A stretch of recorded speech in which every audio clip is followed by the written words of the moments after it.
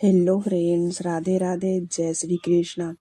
कैसे हैं आप सब? आई होप आप सब अच्छे होंगे, स्वस्थ होंगे।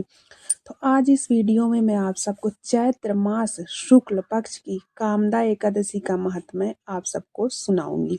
तो चलिए शुरू करते हैं। युधिष्ठिर ने पूछा, वासुदेव आपको नमस्कार है। अब मेरे सामने यह बताइए कि चैत्र शुक्ल पक्ष में किस नाम की एकादशी होती है। भगवान श्री कृष्ण बोले, राजन, एकाग्रचित्त होकर यह पुरातन कथा सुनो, जिसे वशिष्ठ जी ने दिलीप के पूछने पर कहा था। दिलीप ने पूछा, भगवान, मैं एक बात सुनना चाहता हूँ। चैत्र मास के शुक्ल पक्ष में किस नाम की एकादशी होती है? वशिष्ठ जी बोले, राजन, चैत्र शुक्ल पक्ष में कामदा नाम की एकादशी होती है। वह परम पुण्यमयी है। पाप रूपी ईंधन के लिए तो वह दावानल ही है। प्राचीन काल की बात है। नागपुर नाम का एक सुंदर नगर था, जहाँ सोने के महल बने हुए थे। उस नगर में पुंडरीक आदि महाभयंकर नाग निवास करते थे। पुंडरीक नाम का नाग उन दिनों वहाँ राज्य करता था। गंधर्व, किन्नर और अप्सराएं भी उस नगरी का सेवन करती थी। वहाँ एक श्रेष्ठ अप्सरा थी, जिसका नाम ललिता था।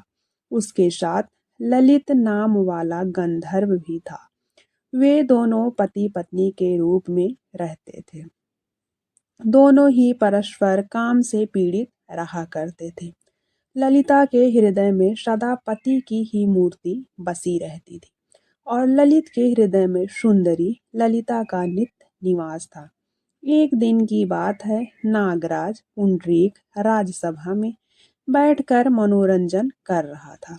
उस समय ललित का गान हो रहा था, किंतु उसके साथ उसकी प्यारी ललिता नहीं थी। गाते गाते उसे ललिता का स्मरण हो आया, अतः उसके पैरों की गति रुक गई और जीभ लड़खड़ाने लगी। नागों में श्रेष्ठ कारकोटक को ललित के मन का संताप हो गया, अतः उसने अपने राजा पुंडरीक को उसके पैरों की गति रुकने एवं गान में त्रुटि होने की बात बता दी। करकोटक की बात सुनकर नागराज पुंडरीक की आंखें क्रोध से लाल हो गई।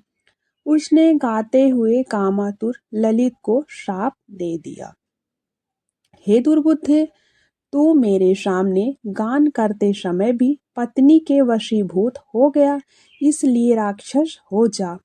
महाराज पुंडरीक के इतना कहते ही वह गंधर्व राक्षस हो गया। भयंकर मुख, विकराल आंखें और देखने मात्र से भय उपजाने वाला रूप, ऐसा राक्षस होकर वह कर्म का फल भोगने लगा। ललिता अपने पति की विकराल आकृति देखकर मन ही मन बहुत चिंतित हुई। भारी दुख से कष्ट पाने लगी।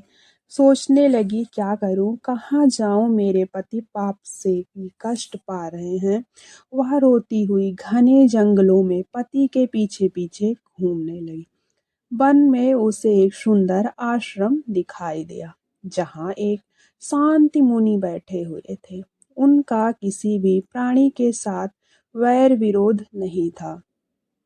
ललिता शीघ्रता के साथ वहां गई और मुनि को प्रणाम करके उनके सामने खड़ी हुई। मुनि बड़े दयालु थे। उस दुखिनी को देखकर वे इस प्रकार बोले, सुबह, तुम कौन हो, कहाँ से आई हो, मेरे सामने सच सच बताओ। ललिता बोली, महामुनि, वीर धनवान नाम वाले एक गंधर्व हैं। मैं उन्हीं महात्मा की पुत्री हूँ। मेरा नाम ललिता है। मेरे स्वामी अपने पाप दोष के कारण राक्षस हो गए हैं।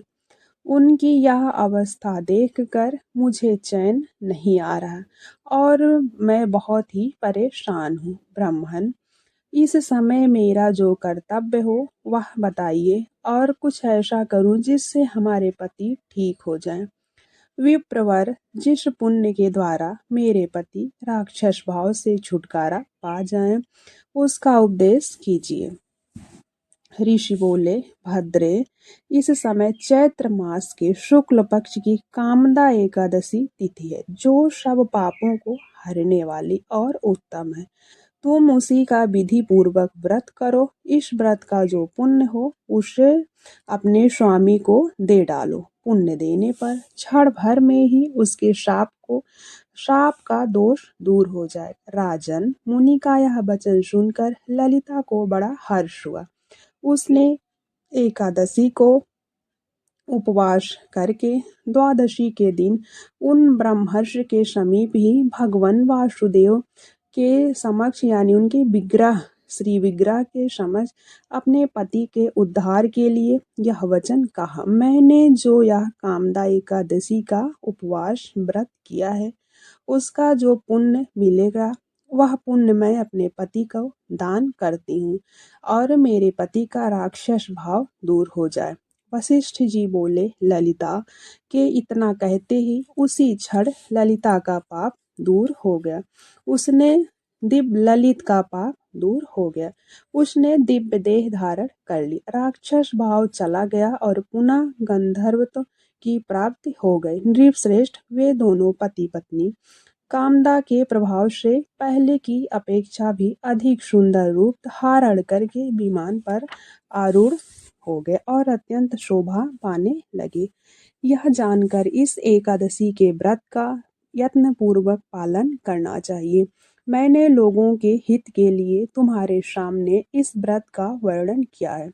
कामदा एकादशी ब्रह्म हत्या आदि पापों तथा पिशाचत्व आदि दोषों का भी नाश करने वाली है। राजन, इसके पढ़ने और सुनने से वाजपेयी यज्ञ का फल मिलता है और जो भी भक्त कामदा एकादशी का व्रत जिस भी कामना से करते हैं उनकी मनोकामना जरूर पूरी होती है। कामदा यानी नाम से ही प्रतीत हो रहा है काम को संपूर्ण करने वाली, जो भी मनोकामना हो उसको पूर्ति करने वाली। तो फ्रेंड्स, ये थी कामदा एकादशी की व्रत कथा। मैंने अपने शब्दों में कामदा एकादशी का व्रत सुना दिया। राधे राधे, हरे कृष्णा। कामदा एकादशी की आप सभी को अनंत और अनंत शुभकामनाएं। राधे राधे।